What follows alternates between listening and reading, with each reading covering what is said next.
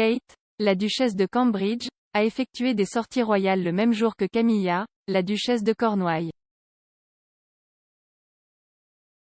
Mardi, Kate a participé à diverses activités de plein air et à une excursion en bateau, tandis que Camilla a rejoint le prince Charles à Aberdeen. Cependant, la duchesse de Cambridge a envoyé les fans royaux dans une frénésie avec une image à couper le souffle du Lake District, tandis que la sortie royale de Camilla est passée sous le radar. Le 21 septembre, Kate était dans le Lake District où elle a participé à diverses activités de plein air. Les photos montraient le rappel royal à Cathedral Quarry à Little Langdale, Cumbria, avec un groupe de cadets de l'air. Au cours de la visite, elle a fait une excursion en bateau avec 2 des enfants de Windermere, un groupe de 300 enfants survivants de l'Holocauste qui sont venus séjourner dans le Lake District en 1945. Les enfants sont restés pour une période de convalescence à la suite de ce qu'ils ont vécu dans les camps de concentration et les ghettos de l'Europe occupés par les nazis, au château de Reil. Pendant ce temps, Camilla et Charles ont visité la galerie d'art Aberdeen réaménagée à Schuylkill. Le duc et la duchesse de Cambridge ont joué un rôle central dans la famille royale tout au long de la pandémie de coronavirus.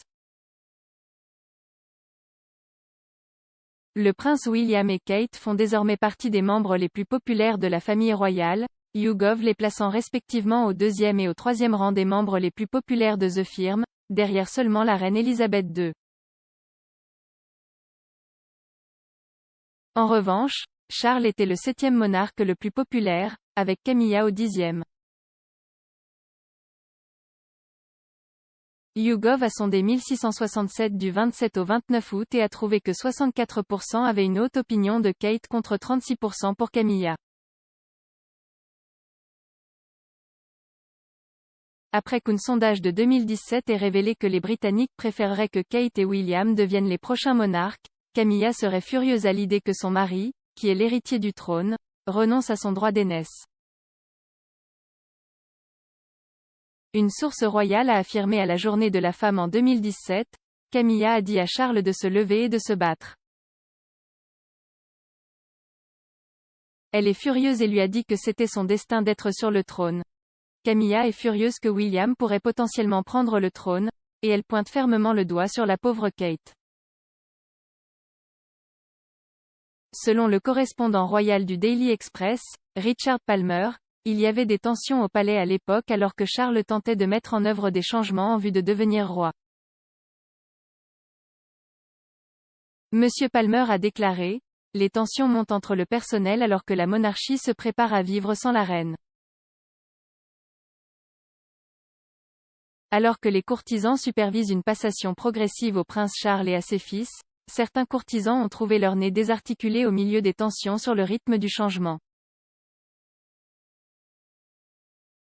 C'est un changement légèrement discordant, contrairement à l'opinion de longue date selon laquelle la monarchie est en quelque sorte calquée sur la conception d'un pot de marmite, elle change radicalement au fil des ans mais si progressivement que le changement est irremplaçable.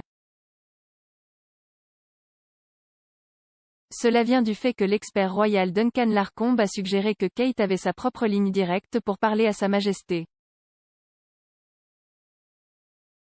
Il a dit OK Magazine, Kate a sa propre ligne directe pour parler à la reine et elle l'appelle pour la surveiller et lui donner des nouvelles sur les enfants. Elle s'appuie toujours sur elle pour obtenir des conseils. On pense que Kate est celle qui a appris à la reine à utiliser Zoom et c'est très agréable, afin qu'elle puisse voir ses arrière-petits-enfants et rester connectée. Kate et la reine ont une relation fantastique. Kate trouve cet équilibre entre s'incliner devant elle en tant que chef de la famille royale en public mais être capable de la voir en tant qu'arrière-grand-mère de ses enfants.